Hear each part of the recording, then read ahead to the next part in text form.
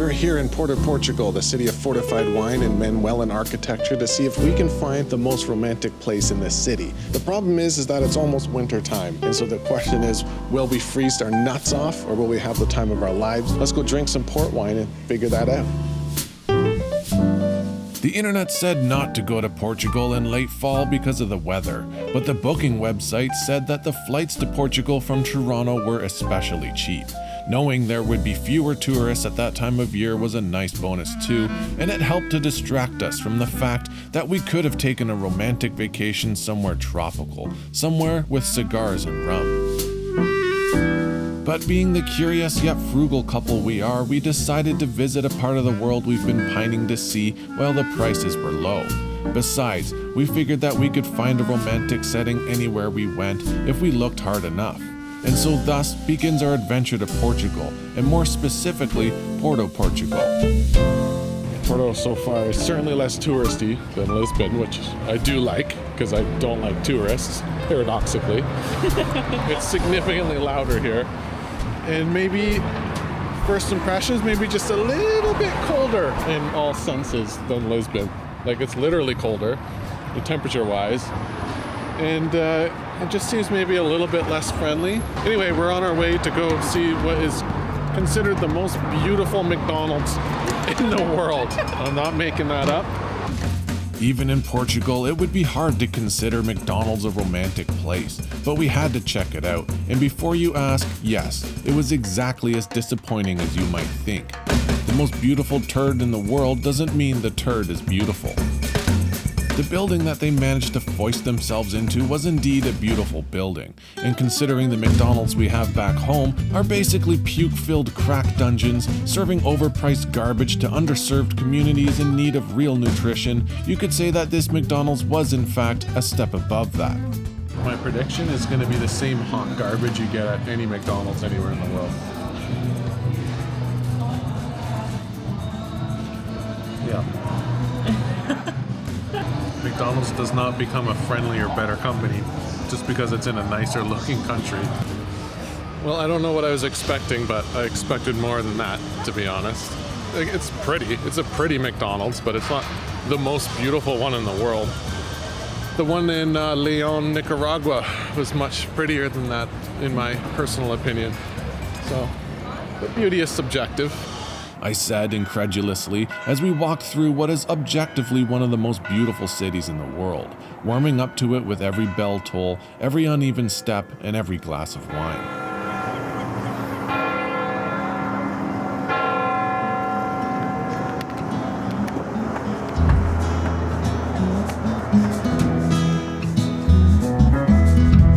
Asked where the most romantic places can be found, nearly everyone in Portugal answered by mentioning the waterfront or the sunset.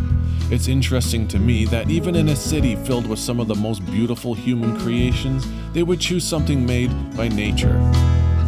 It's no secret that the Portuguese have an affinity for the water. For centuries, they dominated with their abilities at sea, and I wondered how much of that was passed down the line to the people here today. People who stand near an ancient cathedral but point to the sea behind it as the most beautiful thing to see in the area.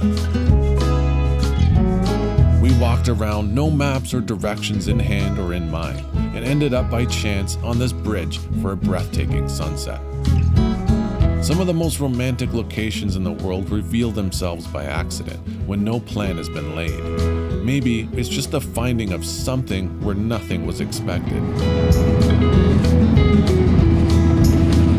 wonder how many people get hit by this tram every day. Not enough, apparently. People have not learned their lesson. That very clearly is the dinner and drinks area, and this is where we are. There's like a 40-story difference. So the question is, how do we get from here to there?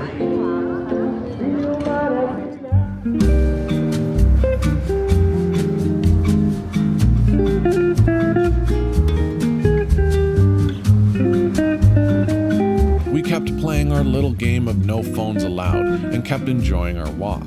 We also enjoyed a glass of wine or two and more walking until we stumbled upon this place, a bakery called Confeitaria do Bolao, the kind of place you don't just walk past without investigating. ended up pointing at one of almost everything, while the lovely lady patiently explained to us what each of them was, and neatly packed them up for us to take home. I can tell you in retrospect that no trip to Porto is complete without a quick visit to this bakery.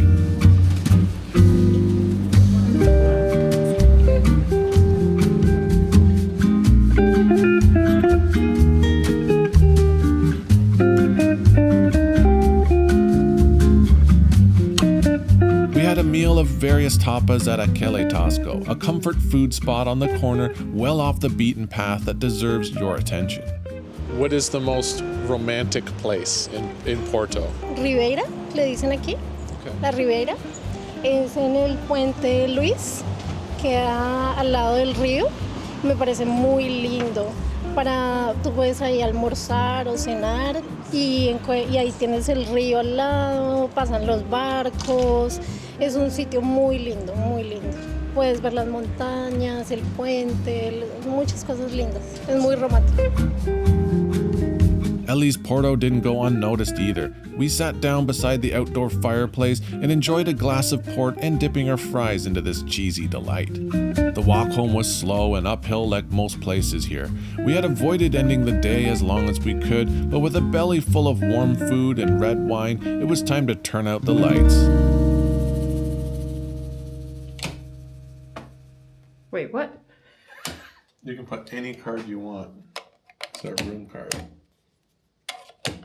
That's my health card from Canada. This is my Metro card from Toronto. So it doesn't matter.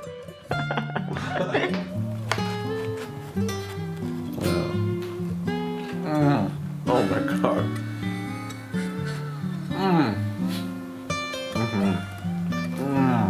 We started the day by going to the music hall where I had planned on recording the intro for this here video and reading from a script for once rather than just babbling like I usually do. But all I could think about were those tasty pastries. We are currently in the city of fortified wine and delicious treats, and it's late spring, It's not gonna stop us from eating and drinking and exploring, and especially drinking. It's hot as shit. I'm sweating to death. So we better go find some port wine and cool down a bit. Come along with us and we'll see what this video, whatever, okay.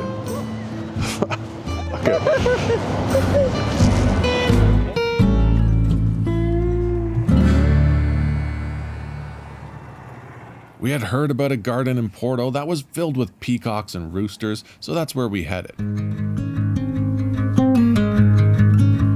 Indeed, there were peacocks and roosters aplenty, seemingly acclimated to human company as well. It was an interesting element to an already beautiful garden and park to explore, and a much welcomed refuge from the noise of the city.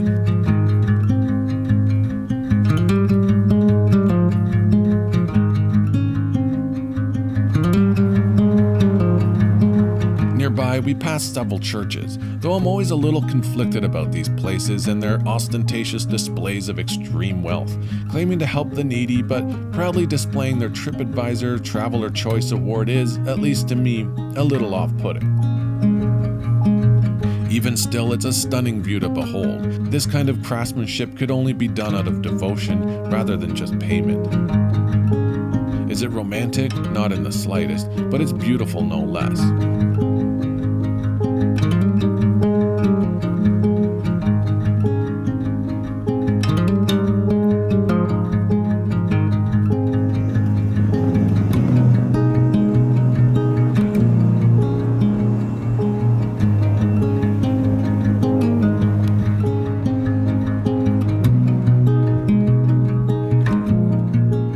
A perfect day for weather outside, so we decided to do what we tend to always do, and that is roam around without any objectives other than to hopefully reach the river at some point.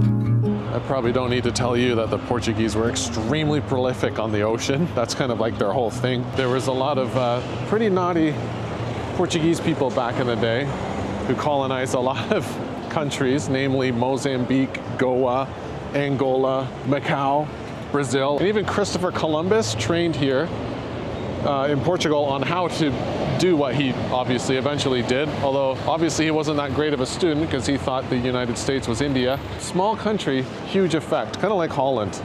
Small country, massive worldwide effect. We have finally made it to the river, which is like 50 stories below the bridge we were on yesterday.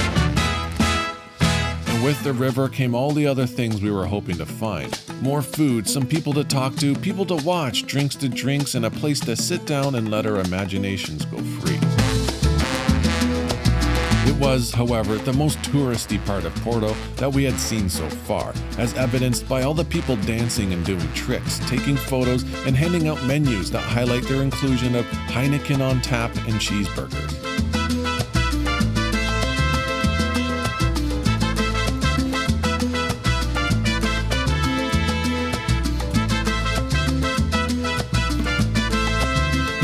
What's your name? Roger. I'm here 3 years ago, but I came to here to study, and at the moment I just finished my course, and now I'm working. Amazing. What did you study? Tourism. Do you like Portugal? It's treating you well? Yes, I love it here. The most romantic place is, I just told you before, is Jardim do Morro. There is amazing. The surrounding area was great for exploration. Once again, we found it more romantic to just walk and talk about what it might have been like here hundreds of years ago, and so that's exactly what we did.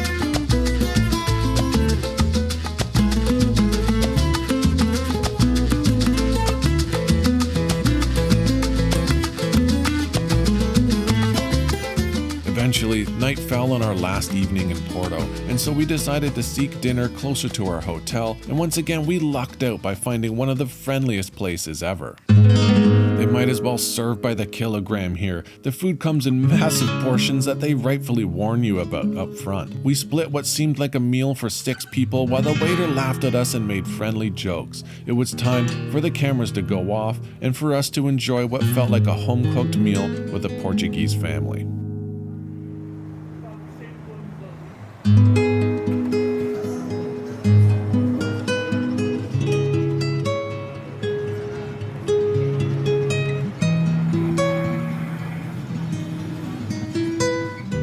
The Portuguese people I spoke with were onto something. It wasn't the buildings, the cobblestones, the restaurants, candles, wine glasses, or music that we found to be the most romantic thing about Porto. In fact, it would be impossible to locate a single best place and label it as the most romantic. Instead, it was the thing we all get to enjoy together: sunsets, sunrises, and walks down unfamiliar streets.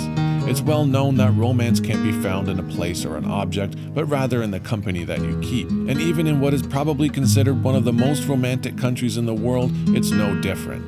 But if you need a solid, concrete answer, then it's this.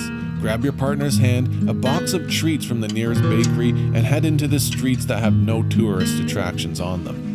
I mean, did you really expect a different answer from me? I would be skeptical of any place that offers a romantic evening that can be booked or turned into a reservation.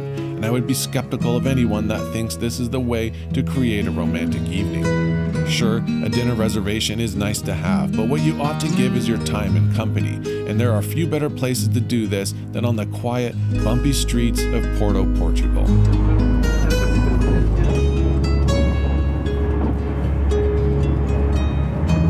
Thanks for watching, folks. See you next time.